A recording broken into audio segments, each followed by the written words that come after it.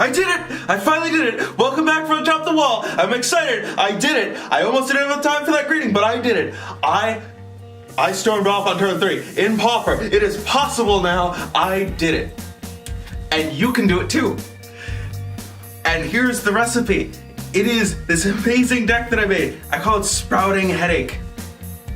It uses not the storm mechanic to actually win you the game, but instead it uses the storm mechanic to get you massive amounts of card advantage for you to continue the chain of storm.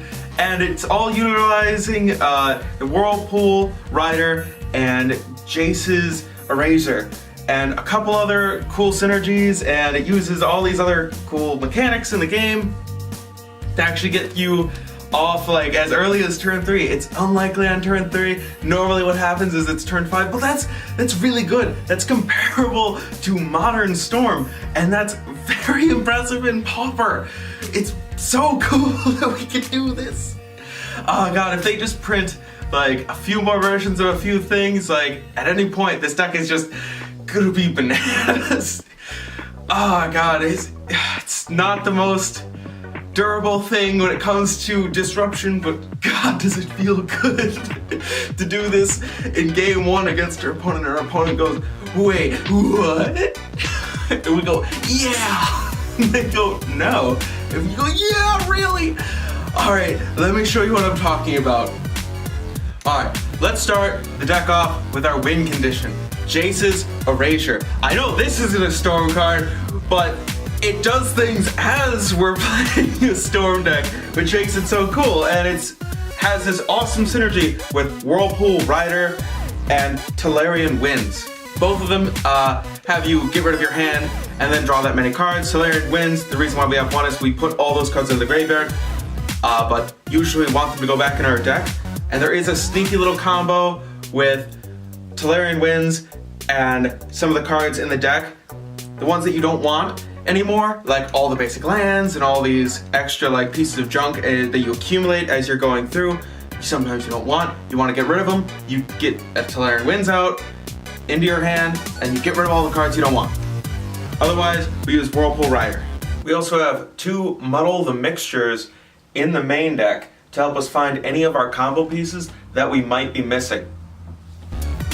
Now, as you guessed, because of the way these cards are worded, it's equal to the number of cards in our hand we're getting rid of. And keep in mind, as we cast these cards, it reduces our hand size by 1, so we want to continuously build up our hand size, increase our hand size as we continue to go.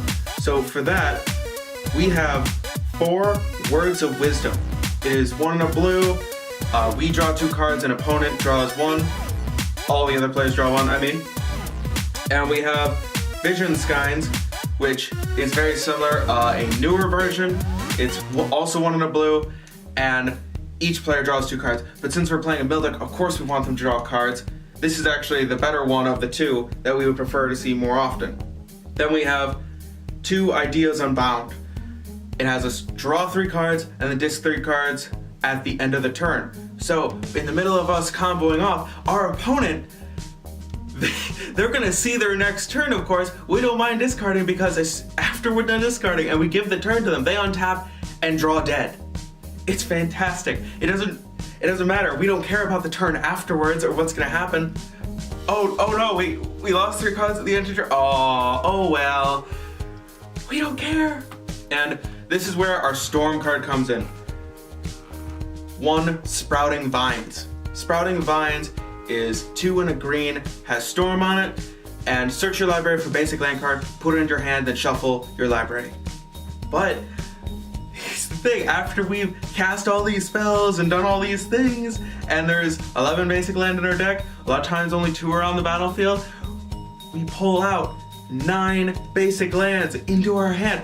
And then we could shuffle them back away, or we could use Tolarian Winds, dump all the land out of, all the basic lands out of our deck, reducing the number of lands in our deck to a very small amount, making it nearly impossible for us to fizzle.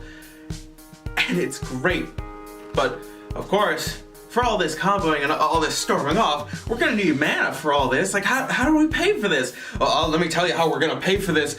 Little Timmy waiting at home, watching, listening, and going, oh, I wonder if I can play this when I get better. Well, Timmy, don't worry. You can definitely play this deck. The mana in this deck Actually, part of it is just cost reduction from Sunscape Familiar. It is a 1 and a white 0/3 wall. Obviously has Defender, and green and blue spells that we cast cost 1 less to cast. So a lot of these cards, Words of Wisdom, only cost 1 blue. A lot of these things like Jace's Razor cost 1 blue. We drop this as early as turn 2, we untap, and then suddenly all of our cards cost half as much, and it's great. And that makes Manamorphose a ritual effect that draws us a card. It makes Snap a 1 mana card that actually untaps 2 lands, and you'll see in our mana base in a second, that it actually produces a ton of mana. It can produce more mana than Dark Ritual. It doesn't do anything for our 3 Twiddles, but that's alright. Twiddle is good enough on its own, it's necessary in the deck. And for the final piece to make this all happen and make this all work out in the deck is actually 4 Fertile Grounds. Fertile Ground is 1 and a green, aura, enchant a land. Whenever enchanted land is tapped for mana, it produces 1 mana of any color that's added to our mana pool. So with the Twiddle, it fixes our mana. It actually is better than Dark Ritual. Now, as I mentioned, our mana base, I'm going to talk about that right now. So to make sure that we can get a lot of the benefit of having a card like Sprouting Vines in our deck, we have 4 forest and 7 islands. We are primarily blue. We're very hungry for blue. We only really want the green for Fertile Ground and for Manamorphose. We have 4 Simic Growth Chambers because we like to untap lands. We like to enchant this with Fertile Ground, untap it, produce 3 mana.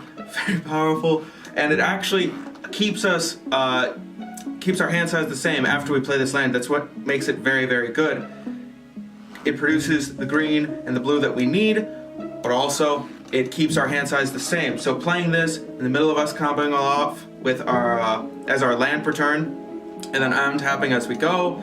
Then we have 2 Thornwood Falls and 2 Tranquil Coves just to fix our mana, keep our life total a little bit higher.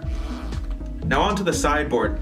The sideboard was really tricky to create for this deck because as soon as you start adding in cards that don't keep up your hand size and don't produce mana for you, the deck becomes a lot harder to run. So I had to pick very carefully what I wanted to actually add to the deck.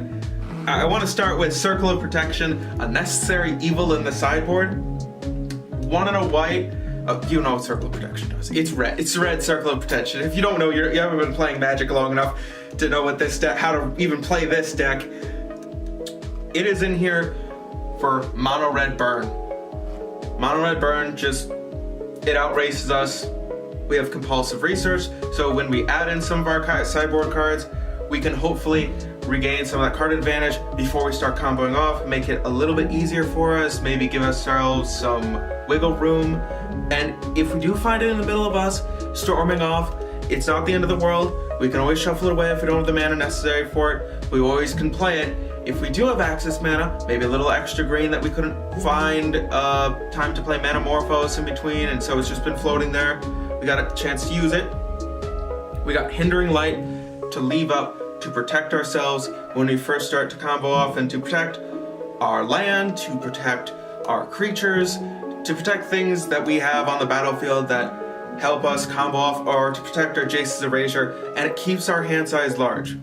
We have 3 Moments apiece to deal with the aggressive decks that might try to race us with creatures, might try to be creature-based. 2 Nature's Claims to deal with pesky artifacts and enchantments from some decks like Affinity. We don't mind if they gain the life, they're gonna draw out dead anyway. We have no intention of dealing combat damage to them. 1 green mana, perfect for this. 2 Pulse of Mirasos, in case we fizzle later, or in case we have to